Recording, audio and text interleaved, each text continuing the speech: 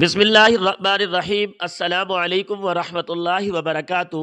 دین اسلام میں اذان کی بہت زیادہ فضیلت ہے۔ اذان شاعر دین میں سے ہے۔ اذان کا احترام، اذان سے محبت ہر محبت کا ایمانی تقاضا ہے۔ اذان دینے کی فضیلت حضرت معاویہ رضی اللہ تعالیٰ عنہ سے مروی ہے۔ حضور نبی کریم صلی اللہ علیہ وآلہ وسلم کی اس حدیث مبارکہ سے ثابت ہے، قیامت کے دن جب مؤذن اٹھیں گے تو ان کی گردنیں سب سے بلند ہوگی۔ اس کا مطلب یہ ہے کہ میدان محشر میں جب تمام لوگ گرمی سے پسینے میں شرابور ہوں گے، مؤذنوں کی کوئی پریشانی نہ ہوگی، اب ان کی گردنیں بلند ہوگی۔ اس کا مطلب یہ بھی ہے کہ مؤذن کی اذان سن کر لوگ مساجد میں نماز پڑھنے جاتے ہیں تو نمازی تابع اور مؤذن متبوع ہوا، اور متبوع چونکہ سردار ہوتا ہے اس لیے قیامت کے دن اس کی گردنیں بلند ہوگی تاکہ اس کا سر نمایاں نظر آئے۔ جہاں اذان دینے کی اتنی فضیلت ہے، وہی اذان کا احترام نہ کرنے کی سخت ترین وعید ہے اور سخت سزائیں بھی ہے۔ ان میں سے کچھ سزائیں تو اس دنیا میں ہے۔ آج اذان کا احترام کرنے پر اس کا اجر و ثواب، اور اس کو نہ سننے پر اس کا عذاب کیا ہے۔ حضرت سیدنا علی رضی اللہ تعالیٰ عنہ کا اس بارے میں کیا فرمان ہے؟ ایک شخص ان کے پاس آ کر اپنے پریشانیوں کا ذکر کرنے لگا تو سیدنا علی رضی اللہ تعالیٰ عنہ نے کیا فرمایا؟ اور اسی طرح اگر کوئی عورت بے پردہ ہو کر اذان سنے اس گھر پر کیا عذاب نازل ہوتا ہے؟ اسی موضوع پر گفتگو پیش کی جاتی ہے۔ اذان کی اہمیت اور اس کی فضیلت اور اس کے سننے کے فضائل و برکات کیا ہے؟ حضرت عقبہ بن عامر رضی اللہ تعالیٰ عنہ سے روایت ہے کہ ہادی عالم صلی اللہ تعالیٰ علیہ وسلم نے ارشاد فرمایا، تمہارا رب راضی ہوتا ہے پہاڑ کی چوٹی پر بکریاں چرانے والے سے جو نماز کے لیے اذان دیتا ہے اور نماز پڑھتا ہے۔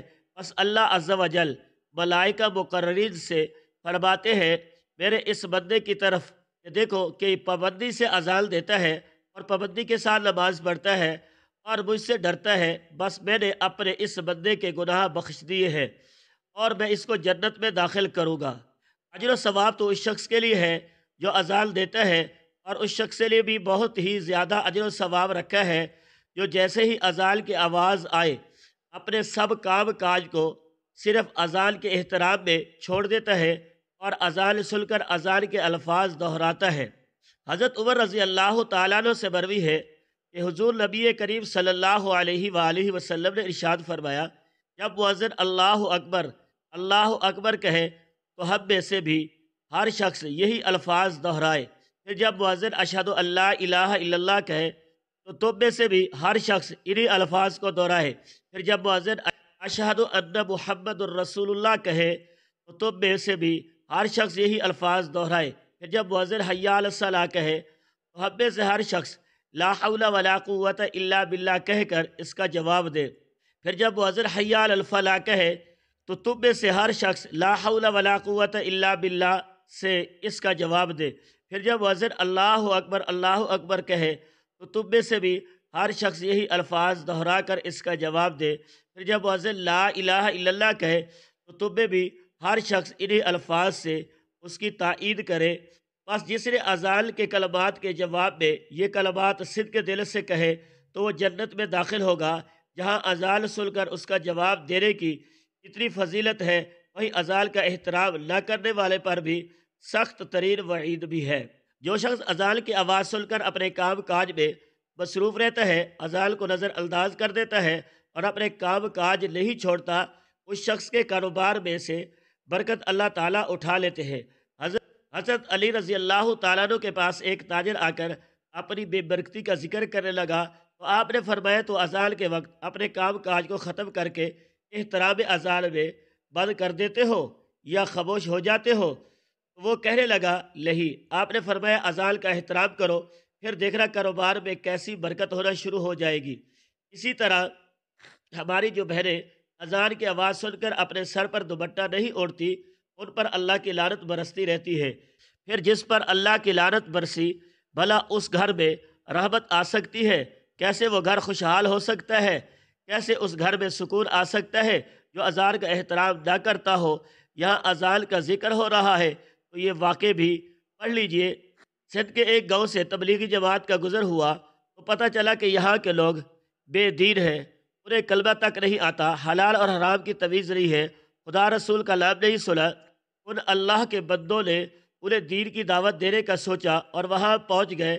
گاؤں والوں نے اس شرط پر گاؤں والوں نے اس شرط پر بات سنی کہ حامی بھری کہ ہمارے ہاں ایک خاتون کا انتقال ہو گیا ہے، لہذا اسے سپرد خاک کریں گے۔ جماعت والوں نے کفن دفن کا ضروری انتظام کیا، جنازہ پڑھا، ایک جگہ کو قبرستان کا نام دے کر خاتون کی تدفین کر دی گئی۔ دوران تدفین جماعت کے ایک ساتھی کی ضروری کاغذات قبر میں گر گئے، کاغذات اہم تھے، اس لیے قبر کشائی کا فیصلہ ہوا۔